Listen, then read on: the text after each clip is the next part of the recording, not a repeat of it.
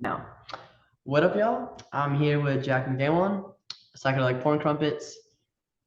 Awesome band, awesome work.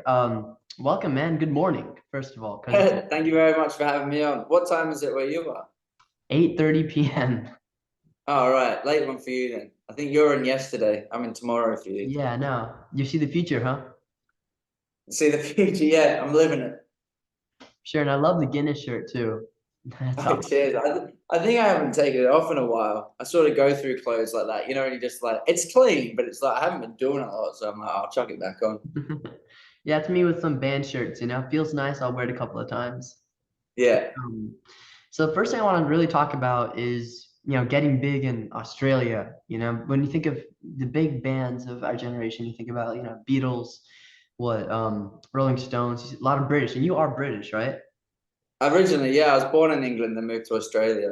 But like now in like 2024, well, we've got what King Gizzard, we got Pond, we got you. Like it's really popping off in Australia. So, I mean, And yeah. how's the scene? Was it like relatively easy or? I mean, back when we were starting, I suppose we didn't realize how big it was or prevalent it was for like that sort of like guitar-based music, like psych music. When Mhm. was that? Like maybe 2010 to 2018, I suppose there was a real big push of guitar-based psych rock, and heavy stuff as well.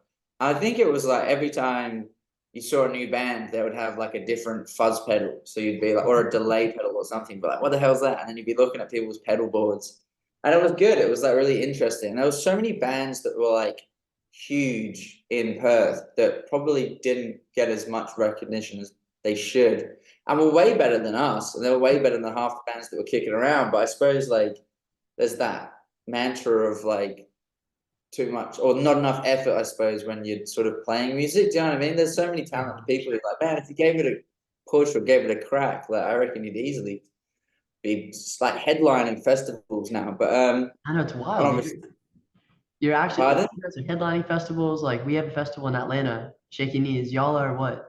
I think third level, which is wild. That's Yeah, amazing. that's weird. It's like it's going backwards in Australia, but like taking off in America and US, which is great. Like, yeah, I'm happy with that. Well, it's because we're discovering this. We don't have bands like y'all. We don't have bands that have, you have your fuzzed moments and your really fucking heavy moments, and then you have your like like your high, like you're just giving so much all this clean guitar and it's beautiful. We don't have the duality, we don't have that here. I, God, they stick to one thing. I reckon, I reckon there's a good symbiotic. I reckon there's a good symbiotic thing with like the California-based music scene in Oh, for Perth or sure. Yeah. Australia. I It was it talking seems about like there's a lot of yeah, a lot of similarities in that sound. And we were influenced. I reckon America invented it. I mean, you can even go back to like Dead Meadow, Sleep, and all that kind of stuff, and Caius and whatnot. But like now, even with OCs and with like Caius, if the publicist of Queens of the Stone Age is watching this video, let me interview Josh Homme. there you go, yeah. I've been emailing He's him great. back and forth, but yeah, like Caius is wild. Like I had an interview at 5 today. So I was talking with, Hoover 3? Yeah, yeah, yeah. Yeah, I was talking with Bert Hoover before this, Oh, he's and hectic. we were talking about like the California scene because it's wild, like they have Caius, they have Fumanchu, they have all these wild stoner bands. Nowhere else, no one has that, you know? No, I suppose if Incredible. you live in the desert, you got to do something though, hey? Yeah. And I mean, Australia is a desert, right? Like you guys have the opposite spectrum of the desert sound. It's pretty much, yeah. I mean, we've got more, I suppose we're coastal, like every city is by the sea. And in Perth, it like rarely gets below 30. Even in winter, it's like rare that it rains. And so I suppose like you have this crossover between a lot of skate culture, a lot of surf culture, Oh, yeah. music kind of sits within that. So yeah, it's just a good place to be outdoors. Apart from if you want to hike, you probably need an umbrella because it's Oh, I too love hot. hiking. Yeah. Yes. I saw a picture on your Instagram actually just a couple minutes ago with you like on some beautiful mountains. Like that's first of all, congrats on doing the hike because I know, Oh, cheers. it's just, but it's beautiful, man. So for you said you talked about the culture with the surfing and whatever. would that translate into you using Jazzmasters? Is that why, like the allure of the Jazzmaster, or?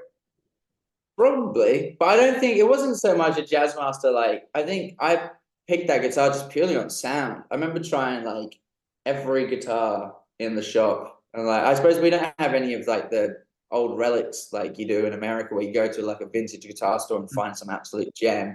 Like here, we're sort of stuck with the Gibsons, the Fenders, sort of the Ibanez or whatever, just like your top of the range kind of stuff. But I just was like drawn to the Jazzmaster, I think, just for its clean tone as well. It's like such a versatile guitar. Sounds heavy when you chuck a fuzz pedal on it, but like it also just like clean. You're like, oh, I can't beat that. I think I wanted something that went through both. I completely agree. I mean, I just like the way it looks. I think it looks sick. And like the fat Yeah, pickups. they look great. What one have you got? I'll pull it up right now, actually. So, funnily enough, in the UK, they, Andertons, they're Yeah, yeah, they're a guitar shop, and they had this beauty for like 200, just because it has a little crack no way. somewhere. But I mean, I love purple. I love what's it, gold. So I mean, it's calling out my name, Yeah, Prince. You know. there you go. Yeah, you gotta get that Prince. Oh yeah, so I guess so. There is a good scene, I suppose, in Australia. But then also in your biography, like the Porn Crumpets website, there's a quote from Pond. What's the importance of Pond to you, and you as a person, and you as the frontman of the Crumpets? What is it? What does it say? The quote from Pond. I don't even know if it's on there. And I'll check. That's Yeah, quite funny. ready? I'm getting it right now. Let's see. Um, don't. Where is it? Where is it? Swear I read Pond somewhere. Oh, I mean, they're a massive influence, but I think like I thought you meant like they quoted it, put it on there. I was like, what? No, I'm talking about No. as an influence. Yeah. Oh, Pond. I mean, growing up in Perth and like obviously when you had Tame Impala and Pond kicking around and they were like still heavy, like they were just amazing to watch live. And they pretty much like a lot of people, I suppose, kind of assumed that they just went like massive, but their Pond were kicking around doing shows like smaller level cap rooms for a long time. Tame sort of did take off a bit quicker, I suppose, than everyone else. But it was great. You could just go watch this like really heavy psych kind of surfy band that plays at your local, and it was like every week there'd be 20 different bands that you were trying to see, and it was hard to even get in. A lot of the time, be sold out, or and you had to pick your weekends. Like I don't know, it was strange. It would be like a house party with a bunch of bands, or there'd be this like festival kind of thing going on in backyards and stuff. And there was that kind of like, I suppose, camaraderie as well, that there was a scene that was involved. But I think now, I suppose there probably is a scene still kicking, but I'm too old to go to all the house parties now. I'll just be like, it would be strange if I rocked up. I'd love to still go, but I suppose yeah, more of a pub man. On tour too much. Oh yeah, yeah. Tour too. It's awesome. Here, the quote is everyone calls Perth the most isolated city, and you kind of are. You're unaffected by great culture or 1,000 years of history, so you want to create your own tale. I mean, that describes you guys perfectly, and Pond and Impala and Yeah, everything. yeah. All right, sick. I didn't even know we had a biography. It works good. What's that guitar like in the case right there? I mean, that's caught my eye with all the Oh, stickers. that's the Jazzmaster I used live, and then I went to what do you call it? Meow Wolf, and just got a bunch of stickers because I was like, I had that one down the bottom, which was off of my what's that pedal? It's like a Beatles pedal, but it's a Vox Dr. The Robert. So it like emulates it's a Dr. Robert, but it was the design and the artwork was done by the artist who did Revolver. And so it came with that sticker, I was like, I was sick. And then when I went to Meow Wolf, I was like, it was unreal. So I just covered the whole thing, stickers, but I don't know. Now it looks a and it's a bit childish. hardtail. I mean, it's beautiful Pardon? though. I It did, yes. I've had that. That was my first guitar I bought, and it's still just sort of the one I play. And I found nothing that sort of gets close to it. Every time I buy another Jazzmaster, they kind of sound a bit different, or they don't have the same body to it. But mm, maybe because I've sort of evolved my sound around that. I don't even know if they make them still. They probably do. I'll have to get a to go back. It's like a 2010 model, so I mean, if anything though, it's like the aura, you know? yeah, Like that's it. no guitar is gonna have the feel, and that's your touring machine. So if it does it, Yeah, it's bad. if she It's works, she definitely works. bad. Yeah, for sure, Yeah. man. Okay, so this is a question I'm wondering, especially for a band like you guys who are still kicking and gaining popularity now. What do you feel about like phones and people recording your show? Oh, phones and recording. I mean, I wouldn't do it, but then I suppose the world is so like digital now that it's almost like you have to show people what you're doing all the time to get some sort of recognition. Whereas before it was like I love hearing someone's holiday or story or whatever when you haven't seen them in 6 months. So like, oh, how's the trip? And you spend the whole like night talking to each other about it. Whereas now it's like I know exactly what you've done because I'm watching it like permanently, and then, so there's nothing to really share with everyone personally. So, but I mean, if people want to be online and they want to do their thing, then I'm all for it. I'm not the old Jack White stance where you're like, no phones, like nothing. I sometimes I'm like, because I know Tool do the same thing. They're like, they don't release any live shows. Like, go to the live show, Mhm. and their live show is amazing. So it's like, It's why? incredible. I just saw it a Yeah, couple weeks ago. yeah. Why wouldn't you let people film it if they want to? I suppose it's different when it was back in the day. When someone like films the whole thing at the front, they don't move, and then they put it on YouTube. I'm kind of like, oh man, like that's a bit sometimes Yeah, uh, annoying because you're just like you probably had like zero sleep or something, and then you're playing a show, and you want it to be the best you can, but you probably don't look that good. So it's like, or it doesn't sound good. I think I'd rather have the sound quality. oh yeah, yeah. For like the Grateful Dead bootlegging, you know, we just have like a massive Exactly. microphone. Exactly. If someone's there with a whole get up, they've got mics and everything, like go for it. But if it's like, yeah, like all on one phone, you just hear, then yeah, it never really works.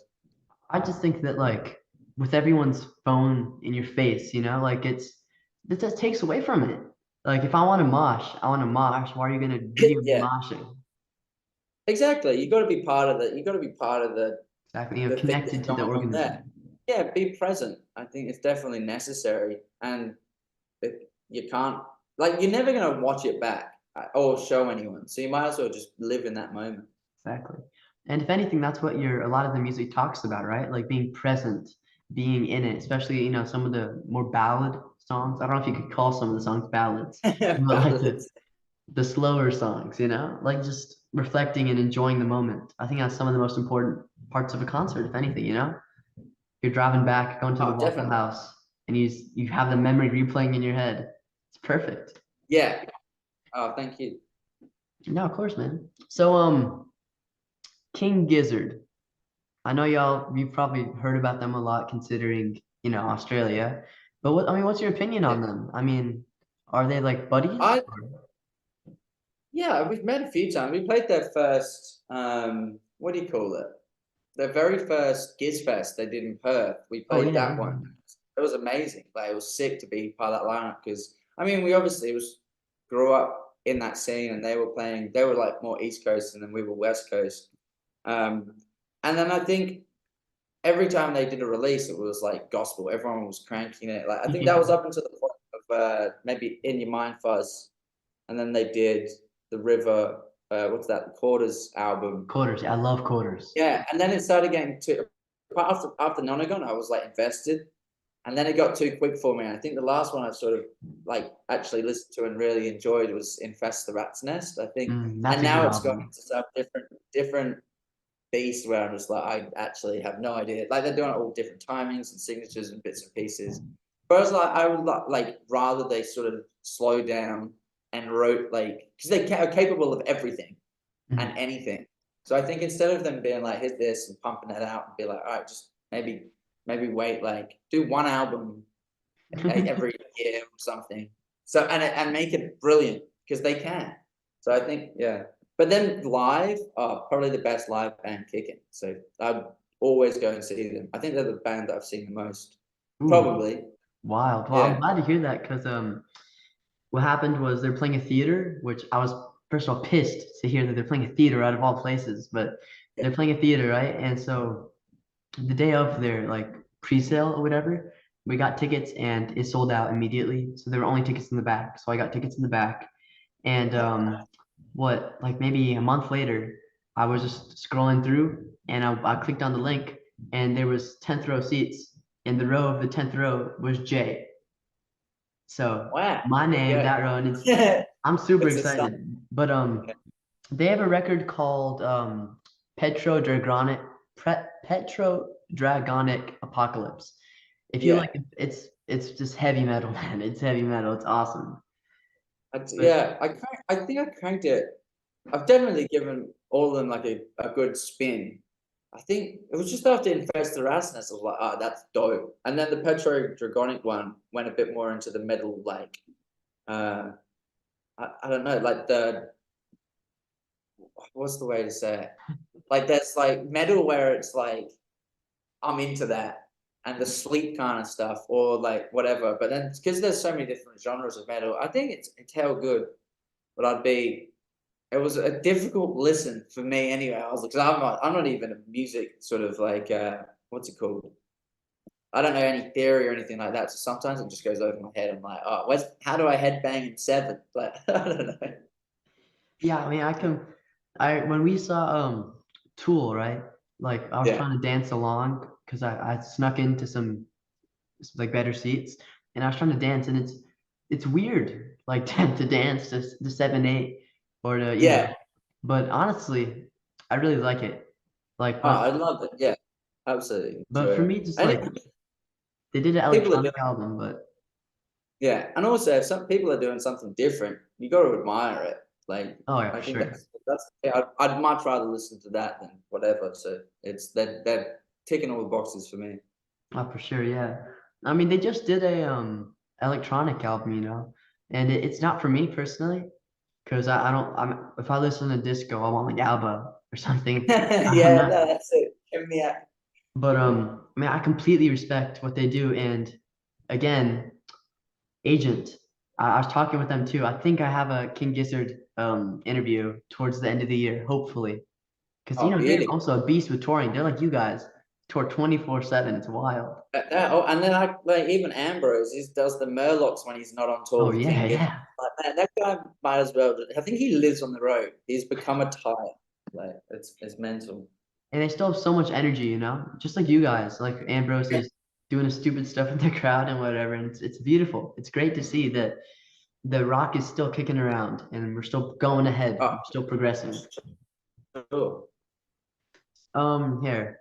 Oh yeah. Yeah. So the first song of yours that I really got into, that like I heard and I was like, I need to hear this over and over again, was Cubensic Lenses. What the hell does that name mean? What does Oh that yeah. mean?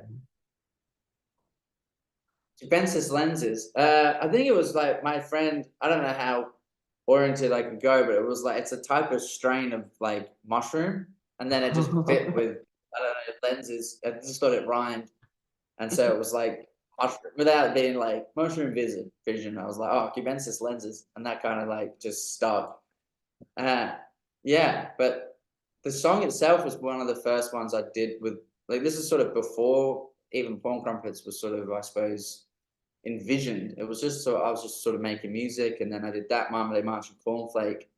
And I remember showing someone who eventually he was our became our manager at the start, and he was like, "Oh, we should turn this into a band." And I was like, I don't know. Like I used to play in bands, and I was like, they're just they're difficult because everything is like you can't jam half the time because everyone's not free. And then I was like, so I just sort of started making music at home in my bedroom, and then I'm glad he said it though. I'm glad we got the band together so I can just keep doing it now and then play whatever we like.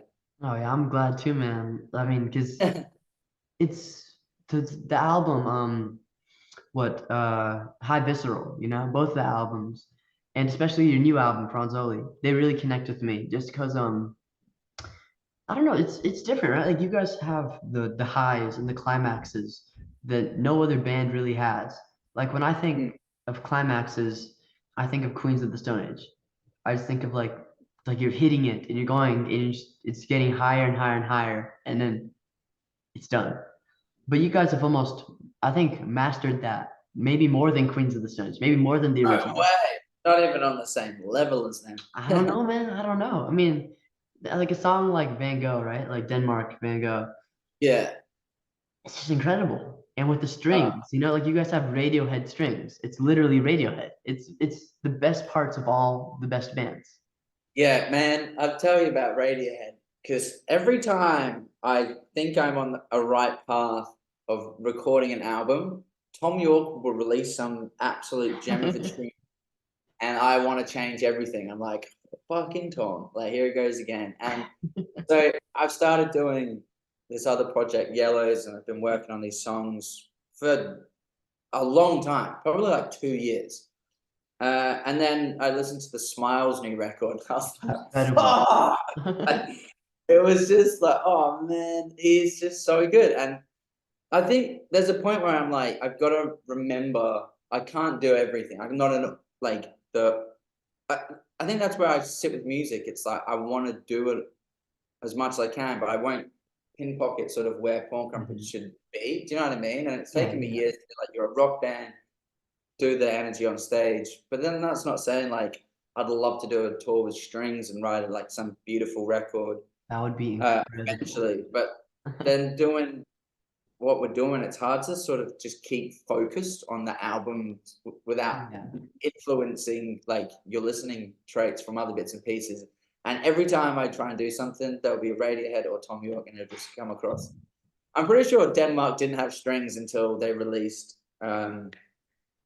I think that daydreaming track, and it would have been from a Oh, Moonshaped Pool. oh, I think yes. that I think It's that came out amazing. pretty similar to the time I was writing like the high visceral stuff, and then I was just like, it's so pretty. Like, yeah, everything changed.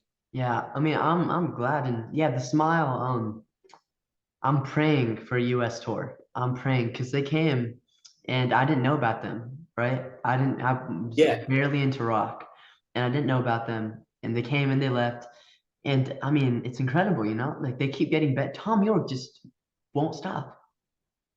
and it's getting better. It's Yeah, like of they are course. getting better, which But I is, I mean, think, if Radiohead didn't exist, you would just assume that every album or every band that gets older writes worse music.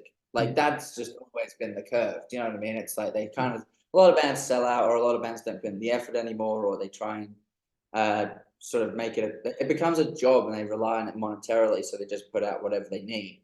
Whereas Tom York is that shining light in music where you're like, all right, you do it because you love it. And the money is secondary or whatever. If it comes, it's secondary. So never take it for granted. I think that's his mantra. I'm like trying to drill that into my head. So, and I'd rather be poor knowing I'm putting out something decent than not being able to have a conversation with your peers and being like, oh man, like, yeah, I've just released this tune. I'm like, it's pretty savage, but it's on the radio. I'll be like, oh god, no, I can't do that.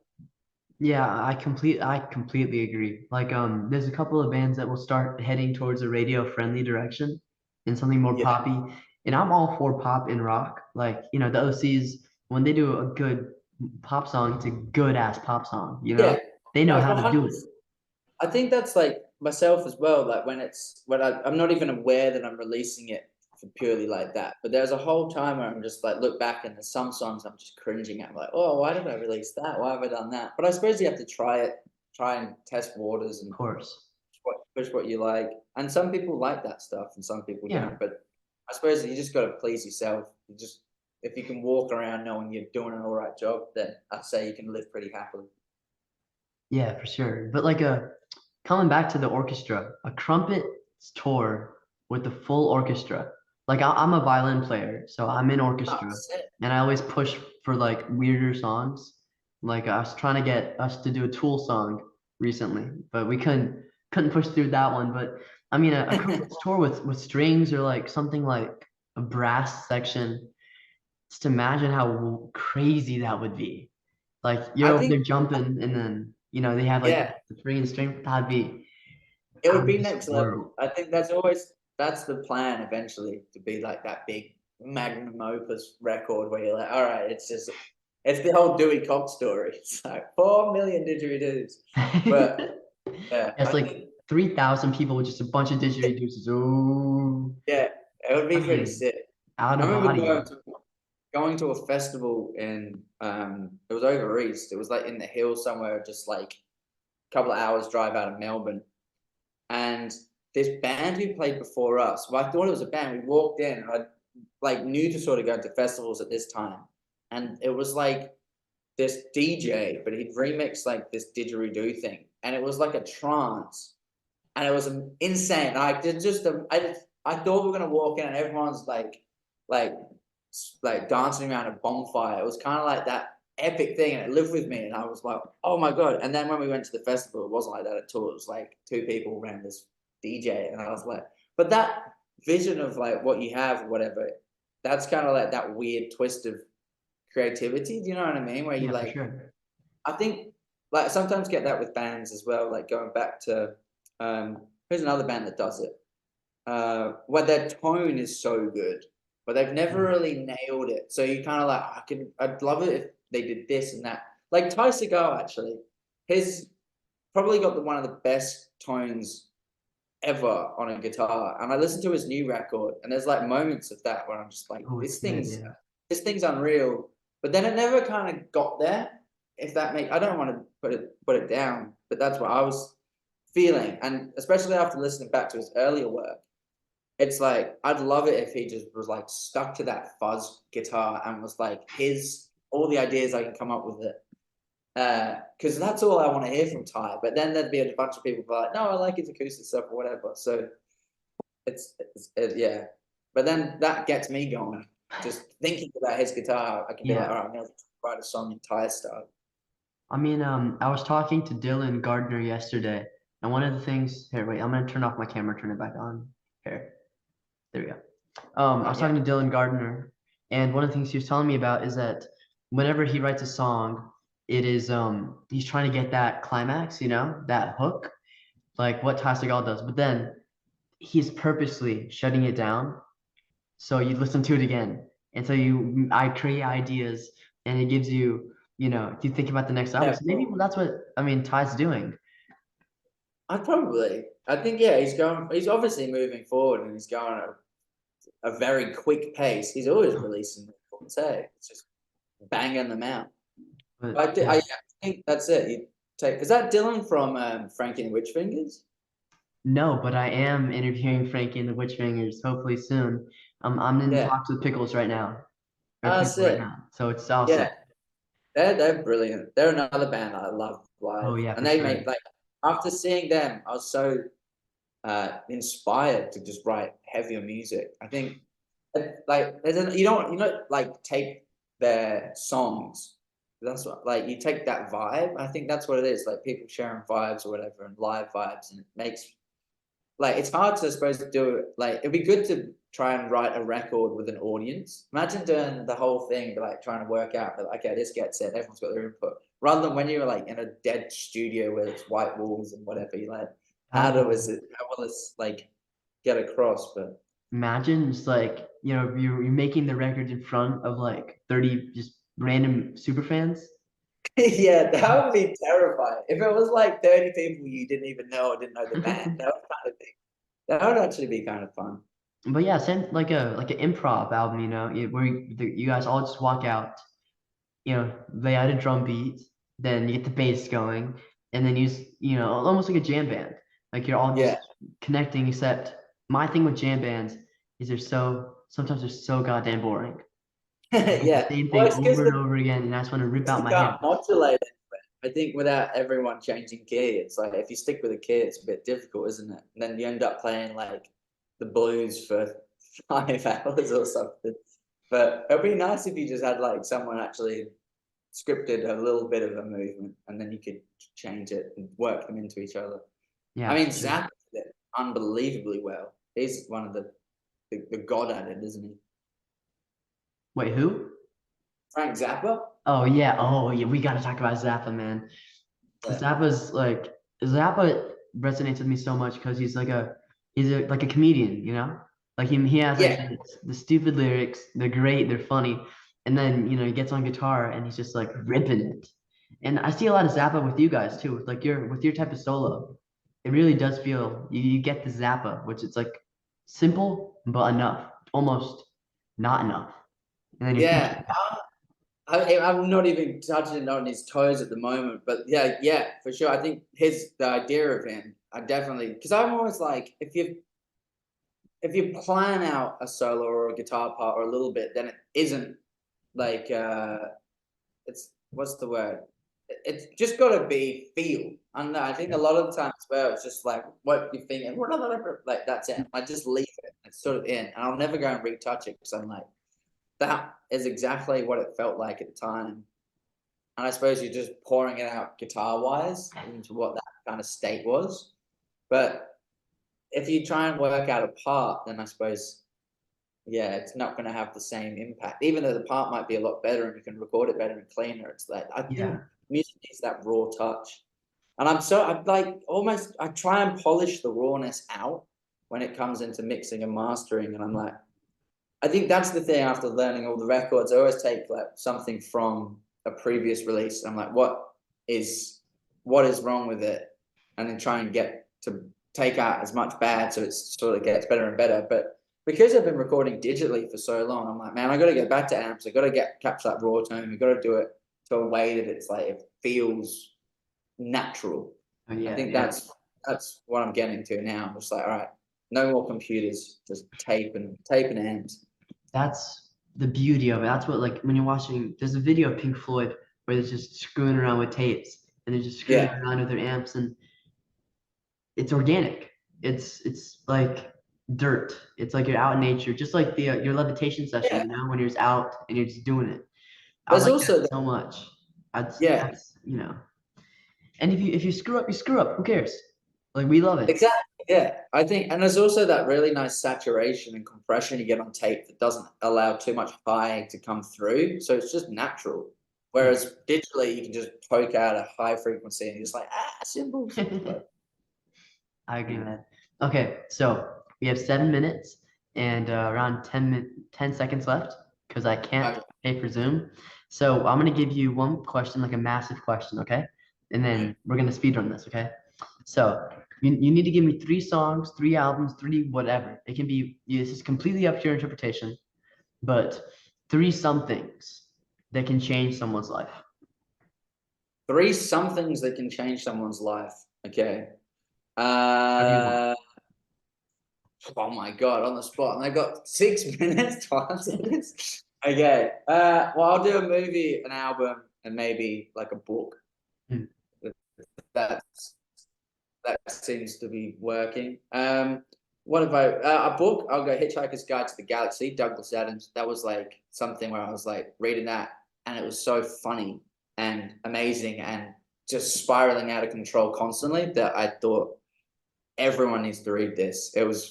It's a brilliant concept. It makes you think you're insignificant as well, which I think people need to realize. It's like just because we're presently living doesn't mean that billions of people have lived before us, so or afterwards or whatever. It's like I think that's what I kind of got from that, which was really nice. Just some sort of transparency in a Hmm. universal way. An Like an easy. album that does that, I would definitely say I always give Cosmogramma Flying Lotus, so I'll do a different one. What's something I'll go back to? Always Radiohead Kid A, Yeah. but then yeah, I think that's it's a brilliant record. What else is there that music wise I would just always tap into that's sort of a go-to? Um, man, I can't even think right now. Something beautiful. Probably Crosby, Stills, Nash and Young, Oh Deja Vu. yeah, yeah. I think that record, it's so pure. I think that's like there's nothing on that they're trying to be anyone else. It's so genuine, it's brilliant, and they've thought about it. And it's as a whole piece of music, it's just brilliant. It's unbeatable, it's timeless, and it sounds better now than it ever did. And I think that's like unbelievable if you can get to a state where your music and your songs sound that good. 60 years later or whatever it is. I could throw in so many Beatles records like that too, but I think Christmas Hills National Young, Deja Vu, hands down, one of my favorite albums ever. Good pick. And then if we go movie, oh my God, I either some Francis Ford Coppola, Apocalypse Now, Godfather, or maybe if I can go to something that actually hit me like amazing. What's like a even Fincher. Fincher always wins. Oh, man. I watched too many kid movies growing up that it's so. I think I've completed it. Hey, I completed IMDb, but I'd say Apocalypse Now actually as like a movie that was trying to be so like to achieve the heights of everything, and it either did get there or it didn't. It's up to people's interpretations, but the actual how outlandish the idea was in the first place to even take on an approach Yeah. is like amazing. I think that sort of sets a state where you like if you're not going to get any benefit if you don't try, and don't even think. I always do this as well with music, where if budget comes into it or what is needed or what you can and can't do with restraints, it's like I always think, what the hell would old Francis Ford Coppola do in that sort of sense? It's just like, man, we're going to town. So I think yeah, you got to take that kind of bite. I mean, beautiful. I need to check those out actually because I've been getting into my movies and I love, I think the freaking Crosby, Stills and Nash, like that Yeah, is like the ultimate original psych. I think that's like yeah, nowadays is really just like a new interpretation of their stuff because it's still clashing, it's still clean, it's still pushing you to the limits, you know? But yeah. 100%. yeah, so I really appreciate you for doing this, especially at what, 7:30 in the morning. I guess it's 8 for you now, but I really appreciate it because this has been Oh, all good, amazing. man. Thank you so much. That was a great interview, Jay. Thank you so Thank much you. for Hopefully, sponsorship. next time you come to Atlanta, you'll do a like a headlining show because I really want to definitely because you guys are coming to a festival, which is cool, but man, there's an old church that got turned into a venue called the Tabernacle. One day Okay. you guys got to play there because I would Oh. show up immediately. All right, sick. Yeah, if we're doing that, we'll definitely come through the Tabernacle in Atlanta. The Tabernacle, believe me, it's beautiful. It's Elton John's favorite venue. No Believe way. me, Oh, there you it's go. beautiful. And so please, we got to keep in touch somehow because I like to send everyone I've interviewed, emails here and there. How are you? Yeah. But Oh, definitely. Shoot I'm us an email, and you can tell us what you want the next record to sound like. If there's anything at the moment I'm at a crossroads, so whatever input you want, yeah, just shoot it over. Or yeah, send me some music something to listen to. I'll tell you, I'm envisioning the next album. It's gonna be Adam Mother Heart by Pink Floyd. It's going to be you guys are gonna be going insane on your instruments, and then behind you is gonna be a bunch of brass instruments from some middle school band, just completely destroying and ripping apart your ears while you're like Again, beautifully singing with the crazy, mushroom filled whatever. yeah. Okay, but yeah, man, I really appreciate this. Once you guys come back to Atlanta, I'm definitely going to see you. And have a wonderful day, man. Thank you, Jay. Have a great night. You too. Or I Cheers, guess man. morning Bye. then. See ya. Yeah.